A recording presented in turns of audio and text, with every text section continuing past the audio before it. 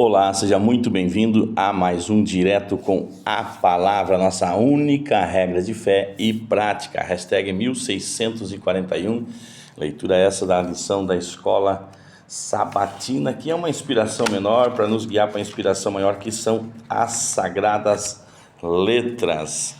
Você é muito bem-vindo ao canal.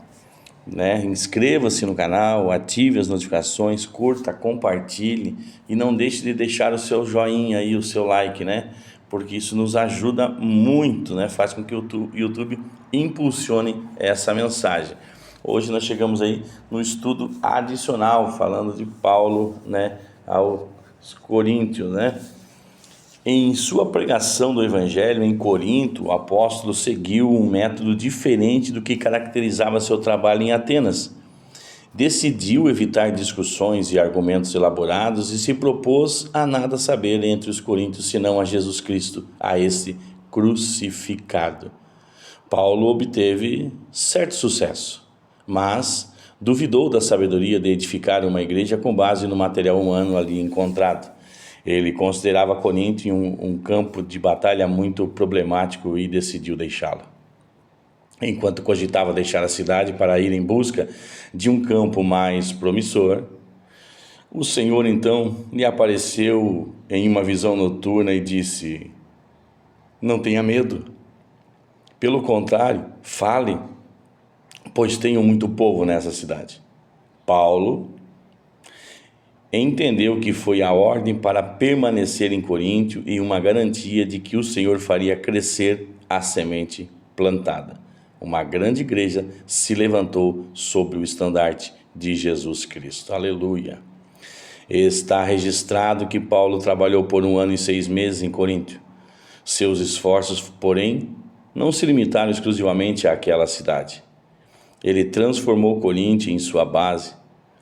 Várias igrejas foram assim plantadas. Aquilo que nós falamos ontem, Nós não somos neutros, nós influenciamos ao que está ao nosso redor. E foi o que aconteceu com Paulo, Ele transformou várias igrejas, Várias igrejas. A ausência de Paulo das igrejas, aliás, a ausência de Paulo das igrejas sob seus cuidados era parcialmente suprida por correspondências cheias de palavras poderosas e impactantes que costumavam ser recebidas como a palavra de Deus. Essas epístolas eram lidas nas igrejas.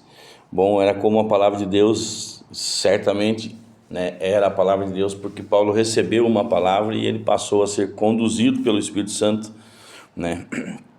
Questão aí para consideração. Por um momento, Paulo pensou em desistir da sua obra missionária em Corinto e deixar a cidade. O que fez ele mudar de ideia? Por um momento ele pensou em deixar, por quê? Porque até então estava confiando, em sua própria sabedoria. E o que fez ele mudar de ideia? Uma palavra direta do trono da graça. Ele recebeu uma palavra direta do nosso Pai eterno, Como isso pode nos ajudar quando queremos desistir da missão? Isso é tudo que nós precisamos ouvir, Ter a convicção que recebemos no nosso espírito, O comando da parte de Deus. Os coríntios eram fortemente influenciados pela cultura ao redor. Essa também é uma realidade entre nós hoje. Como estar no mundo, João 17, verso 11, verso 15, sem nos deixarmos influenciar por ele? Sabendo que aqui somos forasteiros, Somos forasteiros em terra alheia, em terra estranha, que a nossa pátria não é essa, É desse jeito, precisamos ter essa convicção. Como a nossa igreja tem sido negativamente influenciada pela cultura que cerca?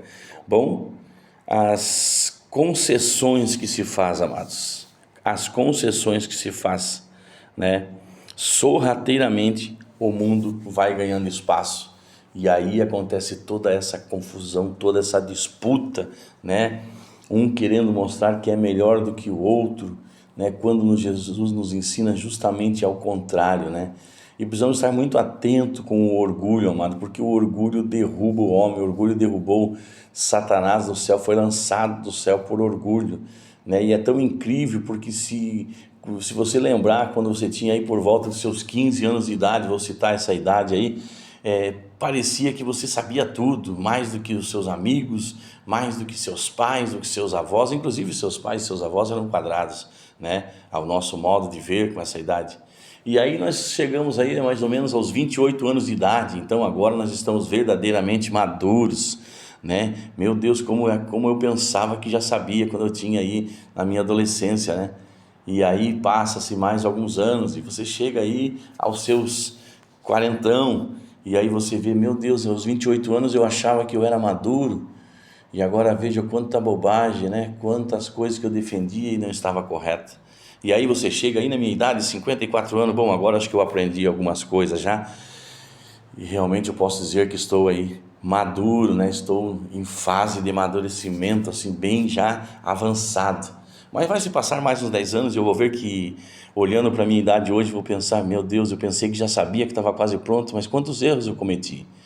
Então, amados, nós precisamos estar muito atentos para não abrir concessões para o mundo, porque o mundo entra no coração do homem e automaticamente entra na igreja, né? E então gera todos esses conflitos, todos esses problemas por causa do orgulho. Nós precisamos estar muito atentos e com o coração aberto, contrito né? Quebrantado, porque Deus não rejeita um coração quebrantado, um coração contrito, e Ele tem a permissão nossa para atuar em nosso coração quando nós estamos assim. Então nós precisamos estar atentos, precisamos buscar humildade, né? Precisamos buscar o favor de Deus. Sem Ele nós não conseguimos alcançar este lugar. Então precisamos estar atentos. É o único modo de mudarmos a situação, né, da igreja que vem acontecendo. Nós nos apegarmos ao Senhor, sermos modelos de Cristo, pequenos cristos aqui na terra, e então as coisas vão funcionar de uma maneira mais saudável. Amém, amados? Louvado seja Deus por essa palavra. Vamos orar. Senhor, obrigado pela Tua palavra. Obrigado, Pai, porque Tu nos chama de amigo. Obrigado porque Tu mandaste Seu Filho amado Jesus Cristo e nos resgataste.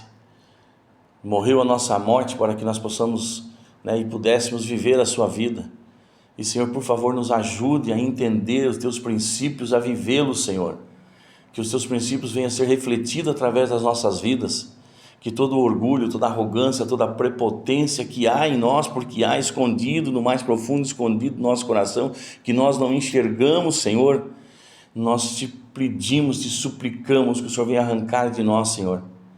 E se isso faz parte do coração humano, então que nós venhamos aprender a ter domínio próprio, Senhor, e viver a Tua palavra. Em nome de Jesus, dominando, Senhor, sabendo que somos forrasteiros em terra estranha, que a nossa pátria não é aqui.